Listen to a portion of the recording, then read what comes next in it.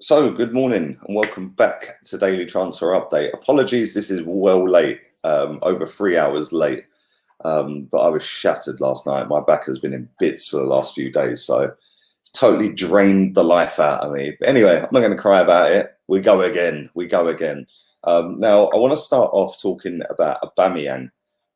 He has posted on his Instagram, and it's something that I was talking about yesterday, funny enough, on the stream when I spoke about Mesut Ozil and saying about players donating money, etc., etc., etc. And he's actually posted this. I'm going to read the whole statement out that he's posted. It says, hashtag players together. Over the course of the last week, we as a group of Premier League players have held numerous talks together with a vision of creating a contribution fund that can be used to distribute money to where it's needed the most during this crisis, helping those fighting for us on the NHS frontline, as well as other key areas of need. This is a crucial time for our country and for the NHS, and we are determined to help in any way we can. We can confirm that after extensive conversations between a huge number of players from all Premier League clubs, we have created our own collective player initiative, hashtag players together, and have partnered with the NHS charities together, the NHSCT, in order to assist in generating and distributing funds quickly and efficiently to where they are needed the most. The NHSCT is a national umbrella organisation for over 150 registered NHS charities, working closely with the Charity Commission, Department of Health and Social Care, and the NHS England to represent, champion and support the NHS official charities. The NHSCT, try saying that when you've had a few drinks, are an official charity partner of the NHS. The distributions that this initiative will generate will help the NHSCT quickly grant funds to the front line to support in a number of ways, including to help enhance the well-being of the NHS staff, volunteers and patients impacted during this time, as well as helping them in their work supporting many other critical areas of need, both now and in the longer term. Hashtag players together is about we as players collaborating together to create voluntary initiative separate to any other club and league conversations that can help get much needed funds to those that need it right now, to try and help along with so many others in the country to make a real difference. Our prayers and thoughts are with everyone affected in this crisis. By sticking together, we can get through this. Stay home, protect the NHS, save lives. Hashtag players together. Now, fair play to Aubameyang for posting that, firstly, because listen, he's got about 10 million followers on Instagram. So fair play to him. He comes across as a nice geezer, as a nice, decent, humble bloke, even though he's a little bit flashy with his cars and his dress sense and stuff like that. You can tell that he's actually a nice guy. He comes across as that anyway. And I'm glad that there is something being put in place, because yesterday I did a stream about Mesut Ozil's agent, saying that he wants payments deferred rather than taking a pay cut. Now, reading back through that, I've read that a few times. Obviously, I've just read it out to you guys. He says in that, or that statement that he's posted says in that, it's not a statement officially from him. It's an official statement that he's then posted. But it says in that it's completely separate to anything else that the clubs or the individuals are doing. And listen, that's amazing what he's doing. Fair play to him. And I hope that there's a lot of Arsenal players that are involved in that. It did say all Premier League clubs. It didn't name the players, obviously. But I just hope that, you know, these players are in a position of wealth, power. They're idolised by millions of people across the globe. And when I spoke about Ozil and his agent yesterday, listen, Ozil taking a 30% pay cut before tax still gives him 245 grand a week.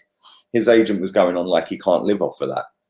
Now, listen, it's not just him. There is other players. Aubameyang's on 200 grand a week. Lacazette's on 170, whatever it is. I feel that when you're in that position where you're earning that much money, you're idolised by millions of people across the globe, I feel that you should come out and do something. Now, that's a step in the right direction, obviously, but, you know, how much are they helping? I don't know. It didn't say, but I'd imagine that between all the Premier League players that are involved in that, it's going to be some massive help. So fair play to them for doing that. something positive to talk about. But let's move on to something negative to talk about. And that is this guy, Jesus Christ. His haircut's nearly as bad as his footballing career in the last couple of years. That's Jerome Boateng. Now, the reports going around this morning suggest that we're in for a double deal. He's one of the two at Bayern Munich that we're linked to. We've been linked to him for quite a while. And I really hope that this isn't true. He's 31 years old. I did a whole stream on this the other day, so I'm going to keep this one quite short. But we did a whole stream on this the other night. And listen, he's 31 years old. He's on reportedly 190 grand a week at Bayern Munich. What incentive does he have to come to Arsenal as a 31-year-old coming towards the end of his career on massive money?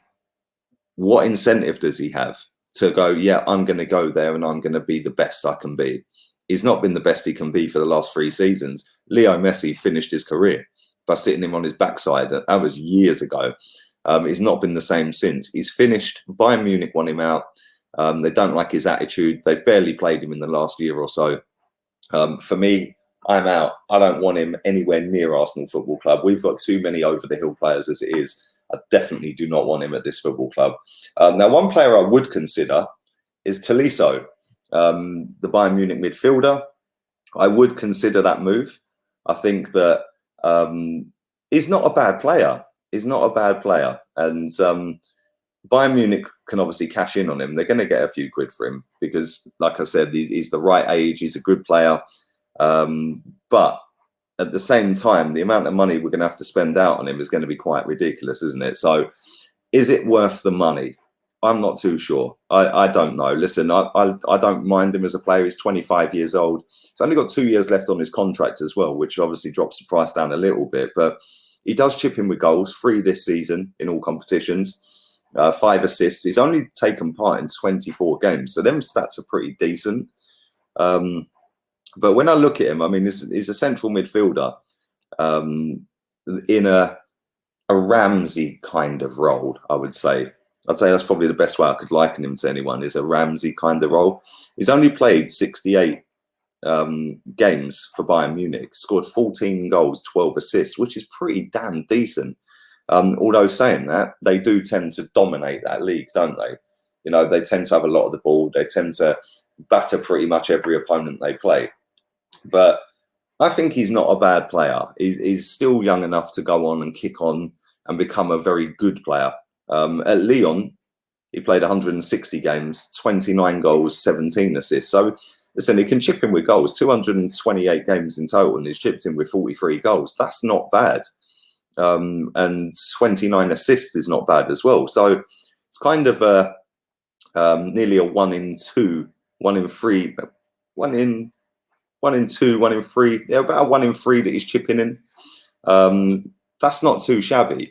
I mean, the fee that's reported on this is going to be anywhere in the region, or the ones that I've seen is anywhere in the region between 30 and 40 million quid.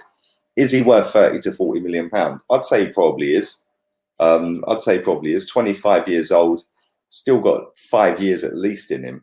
I think that could be a good deal. And we need somebody in midfield. I've said this so many times. We need somebody in midfield that can score goals. We don't have anybody who can score goals in midfield. Guendouzi can't. Torreira can't. Ozil can't. Xhaka can't. Shaka can't. Oh dear, my dead banter at it again. Our midfield doesn't score anywhere near enough goals. Now, obviously, we've got Smith Rowe out on loan.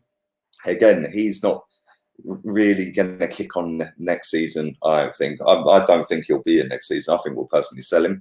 Joe Willock, again, another one. He can score the odd goals here and there, but it's never going to be the level that we need. We need somebody who can chip in with 5 to 10 goals in midfield. And we probably need 2 of them, or maybe the wingers chip in both sides and then somebody in central midfield. But listen, let me know your thoughts on that. Leave it all in the comment section down below. Don't forget, I'll be back in the next hour or so doing the Premier League transfer update. Obviously, I didn't do that last night either. 1 o'clock, I will be playing FIFA on Lee Gunner Gaming channel. That link is in the description. Go and subscribe to that. Thank you to the over 300 people that have done that in the last 4 days or so. So massive respect to you guys, and really enjoying doing the FIFA as well. So listen, I'll be back in a bit. I'm out of here. Laters, peeps.